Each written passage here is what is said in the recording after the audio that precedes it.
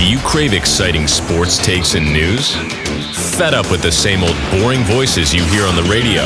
If you answered yes to any of these questions, you just might be a TBloomaholic.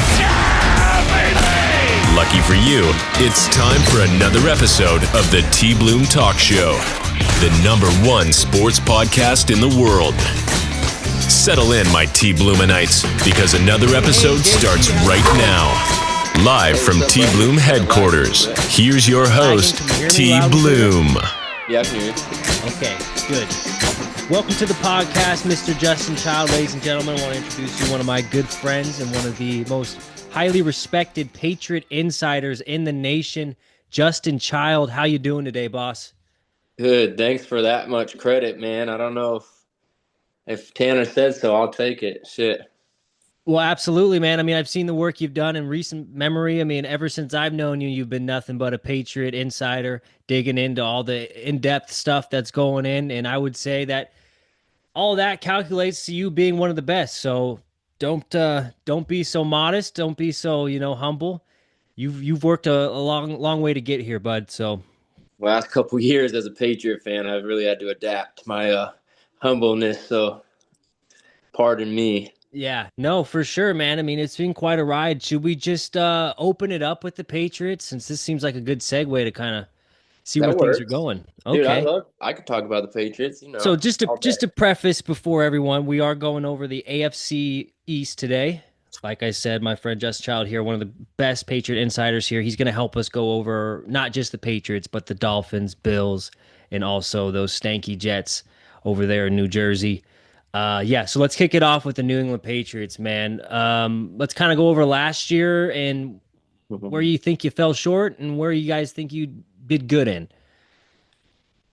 Oh man, let's move on from last year. Can we just forget about last year? Can we delete it? Do we have to? Sure, no, yeah, I see what you mean. I mean, it was definitely a tougher year than most, but especially in your situation, being a Patriot fan. But Yeah, there's not much to say about it, man. It was a circus. It was a guy's first job who obviously wasn't ready to be a head coach, and shit went downhill quick like it does. But I think Drake May, man, I'm hyped about Drake May. yeah, what makes you so optimistic about Drake May coming into this season? I mean, he made chicken salad out of chicken shit last year. I mean, didn't really have much going in offense. You couldn't run the ball without Ramondre getting stuffed in the backfield. I mean, you couldn't pass block to save his damn life. There was no design run plays. I mean, the kid just any plays that were made were just simply off of his talent and his play style alone. And because if you look at the rest of the offense, I mean, before he was plugged in there with Kobe, I mean, there's nothing. You got nothing going on. You got nothing cooking. I mean, maybe Hunter Henry, Right. but Yeah. So what I don't know, about man. what about this year though? What excites you this year that you didn't have last year? more experience Okay. from Vrabel. I mean, that alone, everyone, I don't even have to really talk about that hype, but down to Josh McDaniels, like, I think that's a very slept on part of our offseason is Josh McDaniels. You could just look at his work with quarterbacks. Obviously, he had Tom Brady majority of his career, so he was blessed. But look what he did with Mac Jones for a year. He made him a Pro Bowler. Hey, yeah, he did. That he fucking did. Look at that 1 year with Cam Newton. I mean, he went from playing an offense style that was best around Brady for all those years, and then Cam Newton signed for 1 year, and here we are doing a RPO offense. We're doing QB design runs. I think Cam Newton it was really ugly that year, and there was COVID, and it was really weird. But I don't think people remember that he was like top 4 or 3 in QB rushing yards, I think. So I think he's shown that he can adapt to quarterbacks' play styles too, and I'm really excited to see what he kind of meshes between those two prior offenses that he's run, because so far it seems like that's all he's doing is taking what he's done in the past and he's just kind of messing it all and trying to play around Drake's best assets, which is not only his play or his arm power and stuff, but dude, he is a runner. He's more athletic than I even anticipated he was going to be. It's scary, but Yeah. No, yeah, for sure. I I don't think want to compare him to Josh Allen, man, but I mean, you can see that trajectory. You can see how he can get to wow. that level. Joshy Allen, huh? But at the same time, Josh Allen is a good talent. We want to segue into the Bills. Um, but the dude's got to get over the hump, man. I mean, Right. Yeah, no, for sure, Josh Allen. Let's keep it on the Patriots here. So besides Drake May, what else is there anything else on the offensive side of the ball that excites you just as much or maybe a little bit less or at all? uh, I'm not gonna. I'm not going in here saying we're gonna be, playoff team, Super Bowl contenders. But I think when you watch us, you'll see competitive football. You'll see quality football. You won't see kind of the shit show circus that was last year. And I'll be honest, like they didn't really address the line like I would have liked. I would have really liked to see more aggression with adding offensive linemen, more so going for like Chris Godwin and those older guys, even maybe Steph Diggs. Yep. But they did bring in a veteran right tackle in Morgan Moses. I mean, he's not like the greatest thing out there, but he's solid. He's a solid vet. He's been around the block. He's going to bring a lot of experience for a guy like Big Will on the other side. And even with Big Will, there's a lot of questions about his size. So it could very well be a thing where he struggles at left tackle, and they might have to suck it up and kick him inside. Oh, never But want to do that. I don't think it's gonna happen. But that was the whole big like debate around the Patriot fan base and stuff around draft time and why they wouldn't pick him at 4 is like, well, if he doesn't work out at tackle and you got to kick him on inside, you don't want to look back and see that you spent a 4th overall pick in Drake's second year of his like going into his prime on a guard. Right. Yeah. No, I see your dilemma there. Can we talk a But little we'll bit about see. this third string running back you guys have? What was his name again? Travion Henderson, Trey Avion Hendo.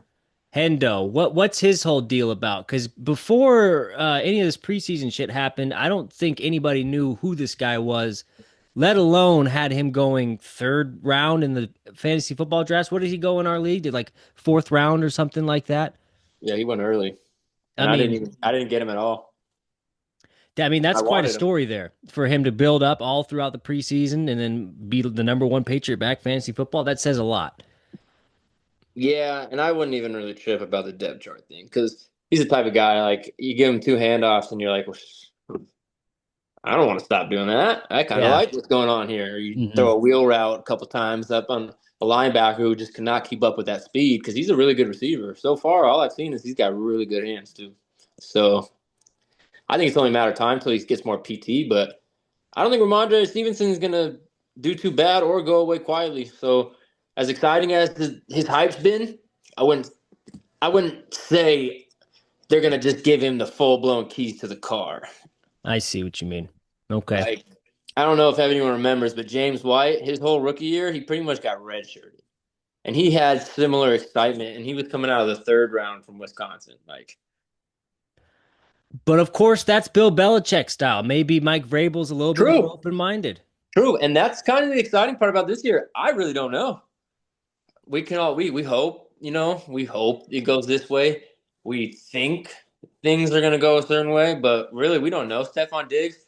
I mean, he could be Stephon Diggs of old. He could be Stephon Diggs of last year, or he could just be no good.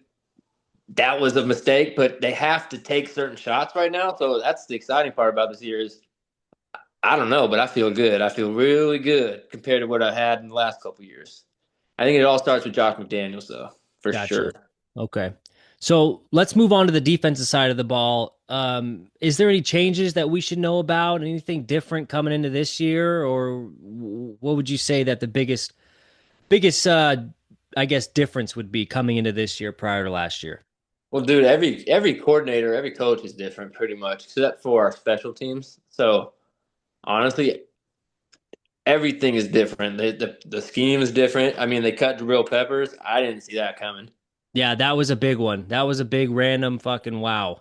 They got a Forge for in Foxborough. They got a little mini series they've been doing all off season, like really hyping it up, ramping up the vibes. And Drill Peppers was like a big part of it, a big leader during all of it. So it was really shocking too to be able to watch something like that and then in real time see him get cut. Not even try to trade him. Oh wow. Nothing. Not even try to move him to backer if he didn't fit your style at safety. Uh-huh. But then he came out on Twitter and talked about how he can, he's played in 6 or 7 different coordinator schemes in his career, and he could fit in. You can't put him in a scheme he can't fit in. So I don't know, man. It's going to be interesting to see what it looks like because Kyle Duggar almost was cut and traded. That was a star safety for us about 2 years ago. Yep. Got hurt, looked a little rough last year, but everybody did.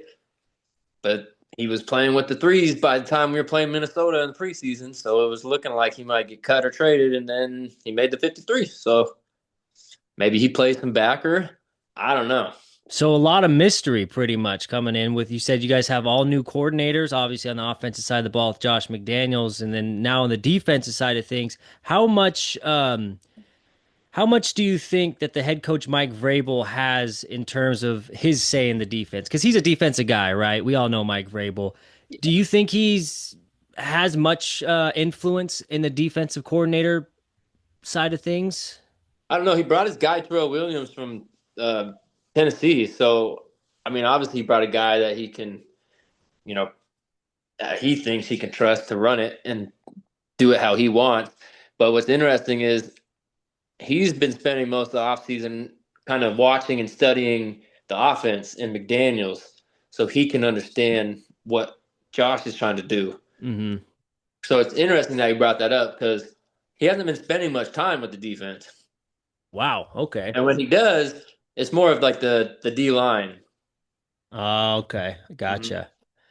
Okay. So Vrabes is kind of staying out of it then. He's kind of just, But trying to Braves learn is the in offense. everything too, dude. He's a dog. He was in the pile. He was at the bottom of scrum against the Commanders in joint Getting practices, fucking dude. bloodied up. Yeah. I Just, love it, man. yeah. Yeah.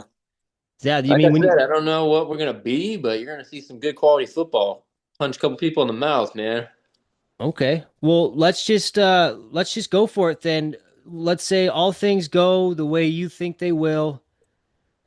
Best season possibly. What would you give if you could record wise? What do you think the New England Patriots end up best case scenario record? It's 17 games now, yeah. 17 games now, yes. Yeah. I think like, What would be a you know, successful season for you? for me, just personally, I'll settle with like I don't want to say I'll settle with, but like I'll take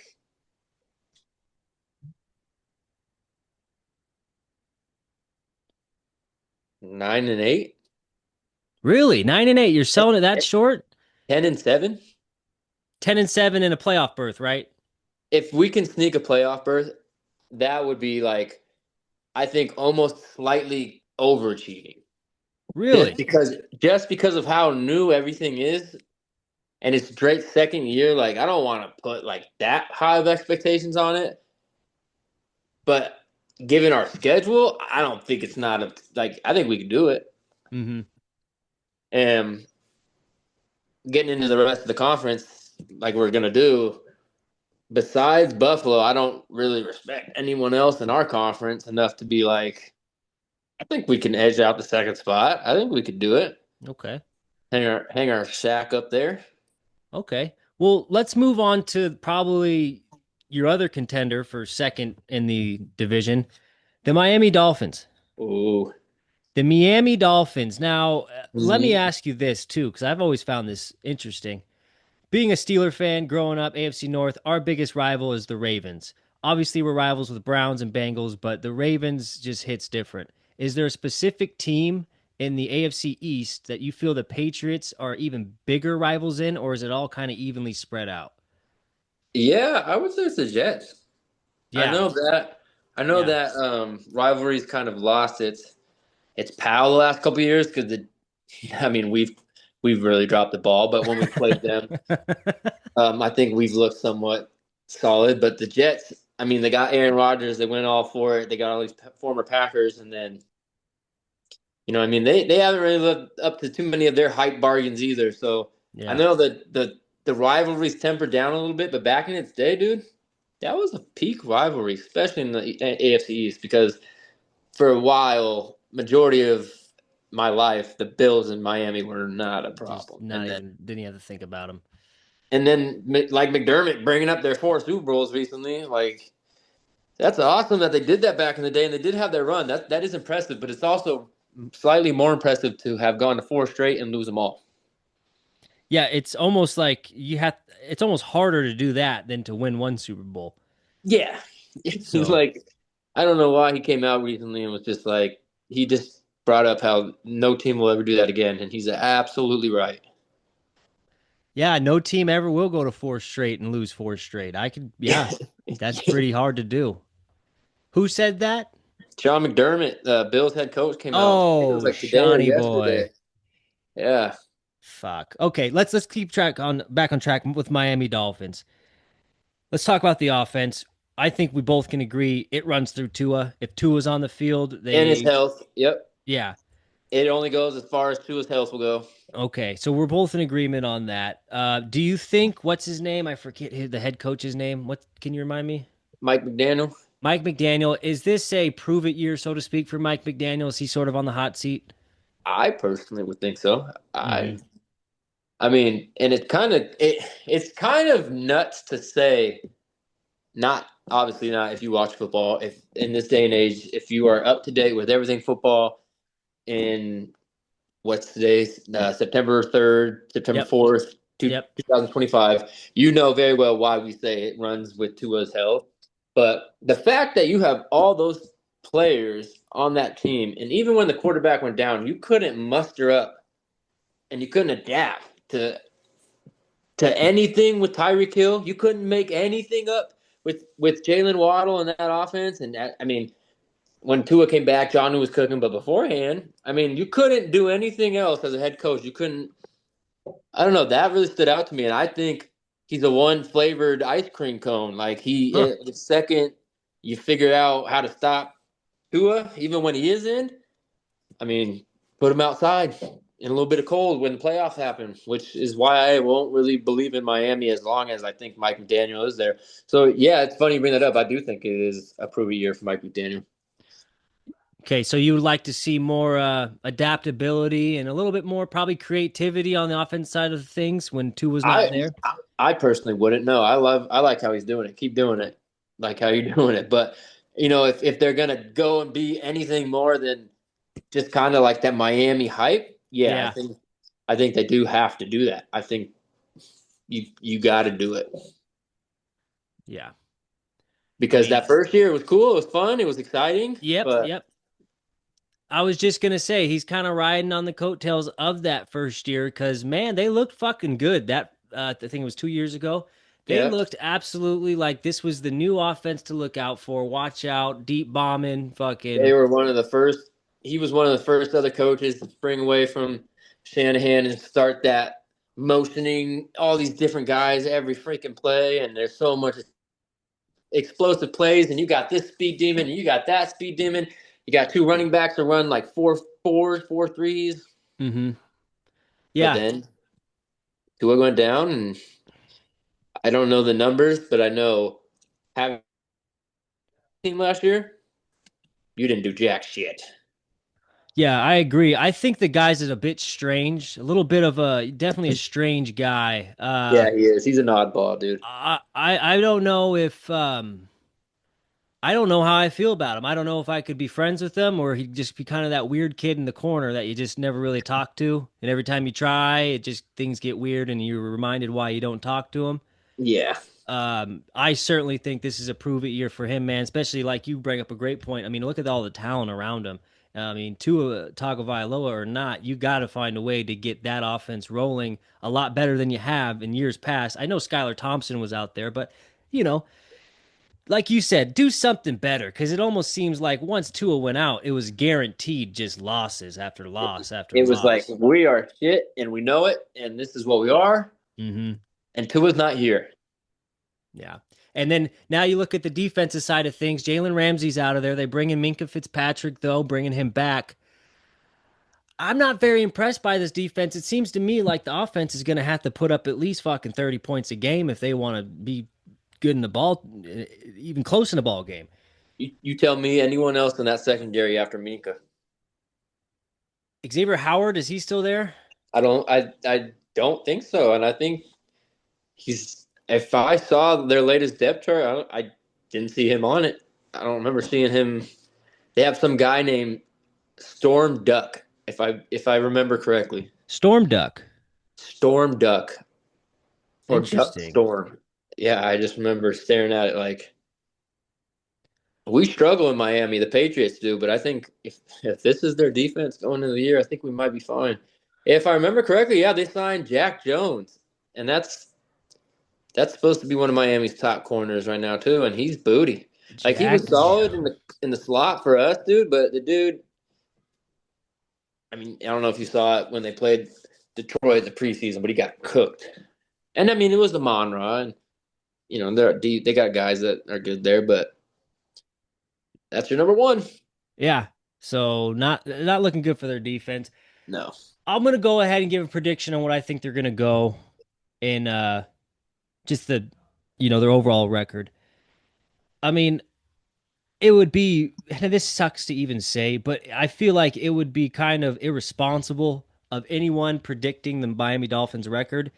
And if they didn't, account for 5 games, Tua's not playing.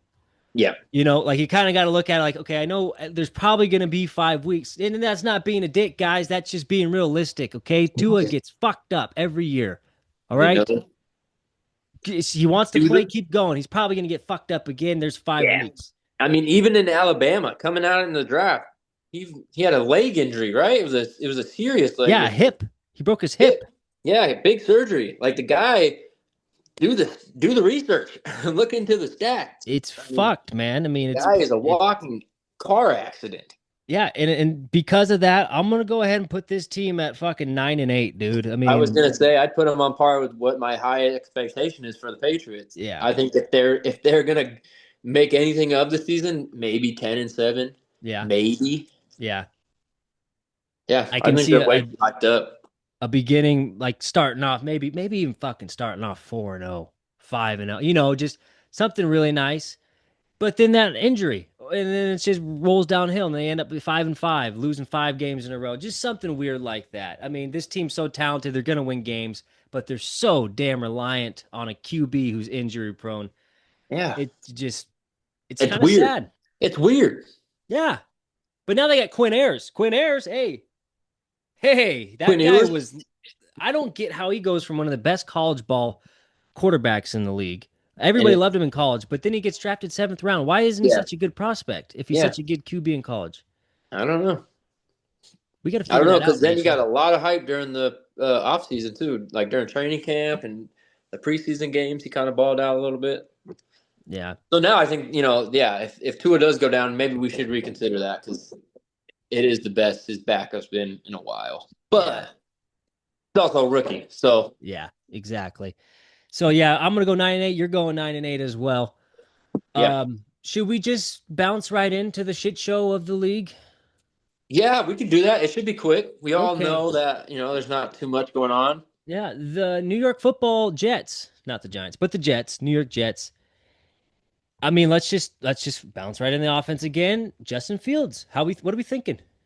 There might be some fun moments, but you've had them, so you tell us. Is it Oh gonna? boy, it's 1 second, babe. oh Yeah. um it's like having this big ball of energy, and One it sec. My agent. has. My agent wants to come in. 1 sec. Okay, that's fine. While Justin Child takes a break, I like to take this time to give a word from our local sponsor. Have you guys ever been feeling down? Have you ever been feeling out? Have you ever had the feeling of not feeling? Well, let me introduce you a drink that can change all of that. This here is Excelsior. It's a smooth blend of blackberry cherry Ooh, I haven't heard that imperial one. seltzer.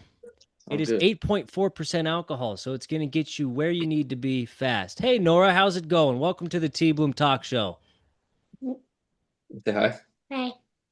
We're Ladies talking and to a gentlemen, bunch of people right now, a whole nation of people. the whole nation is watching. Ladies and gentlemen, I'd like to introduce Nora Child. My agent, my almost 5-year-old daughter.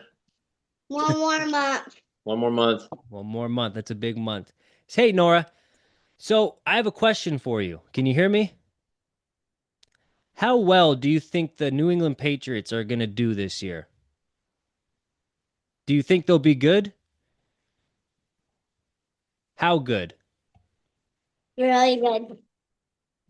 There you have it right there. Nora Child on the take right there. The Patriots will be really good. Hey, at least she has a Girl, lot more too. optimism than her father. She's smart too, and you know what? I gotta say, that's a good point because her whole life, all she knows is us losing. So, Hey, stop. you see, Yeah, she's like, hey, we're not having that shit no more. Okay, you're always keeping me in line. there you go. It's All good right, to but have back to the that. Jets, dude. Yeah, Yeah, I think some games might be exciting with Justin Fields, but is he gonna get to the playoffs? I don't know. Is he gonna get you anywhere in the playoffs? I don't think so. no, I don't think he's gonna get you anywhere near the playoffs. Like you said, gonna be some exciting moments. But I don't see how it works. The Jets haven't shown that they can bring in even the best of QBs and make it work with the Yeah, best of rosters. So, I yeah. mean, I guess it's a new Relocate. year, new head coach, new team, but I just don't see how it works out, man. I mean, Justin Fields, having him last year was so frustrating because I felt like Pittsburgh didn't really let him fly like they should. Like, I guess give him the reins, but maybe there's a reason for that. Like in Let me Chicago, show you what mom needs. Okay, one sec, babe. I mean, he would just throw interceptions, stupid throws, fumble the ball all the time. So maybe he needs to be reeled in. But with a player like that, I feel like you gotta get if you want to get the most out of him, you gotta give him more opportunities, I guess, to showcase his talent. Not only as a QB, but just as an athlete overall, because that's what he is. He's just a really, really good athlete with an arm. And he might get the chance to do that, but I don't think that's going to muster it up to do much in New York in that offense. Like his receivers are Allen Lazard and Garrett Wilson. Those are the top two. Yeah, And then where are we going after that? Mason Taylor, rookie tight end. maybe Brees Hall out of the backfield. We packed them all up, I think, babe. Yeah, but I mean, they're throwing out all this money, and Brees Hall didn't get any love, and there's already some weird gray area there. So we'll see. There's a lot of love for their 21-year-old rookie or second-year running back Braylon Allen. So we'll see how much Brees Hall means to that offense. Yeah, I doubt it's going to be much. I mean, even looking at their defense, who do they? Don't they have a pretty good? Oh, Sauce Gardner. Yeah. They don't have Leonard Williams anymore. That was 2 years ago. They traded him. There's just no juice there, man. I mean, they're post Aaron Rodgers, sellout era. Yeah. So Yep. Safety's been an issue since forever, yeah, far back as I can remember, Why does he have a microphone? because we're doing this talk show. That's not a talk show. Mm-hmm. we're live, Nora, to the millions and millions of fans out there. Watching at home. No, no. And then you're going to see this on a video down the line. Yeah, but there's not much to talk about with the Jets. I don't think they're going to muster it up to be much. Maybe the same boat as the Dolphins. Maybe even like 8 and 9. I'm gonna go worse. I'm going 6-11. I think they really they're trying to tank. There's some Yeah, tanking going on here. I can smell it. I think 8 and 9's being nice. Yeah. Yeah, this is definitely going to be the last in the division. But I mean, what's new? So let's go for the big shenami of them all. I mean, fucking the Buffalo Bills, arguably the best team in football with arguably the best player in football. But like you said before, some reason they just can't get that monkey off their back. Justin, what's it going to take to get the Buffalo Bills to the Super Bowl? Better defense. That's all they Mm. need, man. If they would just stop trying to get guys like Von Miller at the end of his career and Joey Bosa at the end of his career, and they would just really go make a splash play for, I don't know, Micah Parsons or somebody. But it's not I know everyone wants to say that go get Josh at number one. Stefan's not there anymore, but they did that. It was fun, and honestly, clearly it wasn't enough. They still didn't beat Kansas City in the playoffs. They couldn't make it to the Super Bowl with Steph Diggs. So I think they've proven that the offense is just that good. And McDermott and Josh, they have that quarterback coach relationship where it seems to work really well. And as long as they can just bring in guys who will catch the ball and make smart plays, kind of like, Yeah. an offense I watched for a very long time, where you don't need to come get the biggest names all the time on offense, as long as you maybe go sign a Darrelle Revis for a year. Yeah. Yeah, I'll say that the Bills, they need to definitely, because I'm just thinking back to the way it all ended last year against Kansas City. I think it was like a 4th-and-1 situation, and it was the playoffs on the line. I mean, this is the game. They're trying to score a touchdown, and they just did 2 QB sneaks with Josh Allen up the middle. QB shotgun draws, and everyone knew that 4th-and-1. It is going to be another Josh Allen shotgun draw. And sure enough, it was, and he gets stopped short. Doesn't happen all the time, actually, rarely happens, but I think they definitely got to find some other bread and butter, per se, that doesn't involve Josh Allen running up the middle or running and creating this crazy play, because it's not sustainable. You Yeah. need some other. I mean, for instance, when they did have Stephon Diggs, which is when they had the best, they were this close to beating the Chiefs. I mean, 13 seconds away, and their defense gives up in 13 seconds a field goal after Chiefs started on like the 20. But they got to find some way to take the pressure off of Josh during pressure situations so that he doesn't have to make this crazy, amazing play. And it could be James Cook. They got a good running back there. But I don't know, man. They got to come up with some other way, because using Josh as much as they do, I just don't feel like it's sustainable. It's very predictable, and you can only get so much out of it. So Yeah. Yeah. they got I agree. That's almost kind of supports my answer even more, because nothing would help him more than preventing him from being in that situation, which is your defense not allowing him to do that. Exactly. Yeah. And I mean, you said it. If their defense didn't give up that play in 13 seconds, or when Pat went down the field. yeah, should have been ball game, done, game. But the fucking defense gave up some crazy shit. I mean, that whole franchise. I mean, imagine growing up in the 80s and you're a Bills fan and you watch the 4 Super Bowls lost, and then you now got this Josh Allen era, Got all this everything, new belief. all this juice, and then every single year it's just loss after loss to the Chiefs and just getting bounced. It's got to be heartbreaking. I don't know how people live. I don't. Yeah, I credit to him. I'm kind of going through my own little rough patch now, so I mean, I understand it. You got to be loyal to the soil. You get it. I mean, Yeah.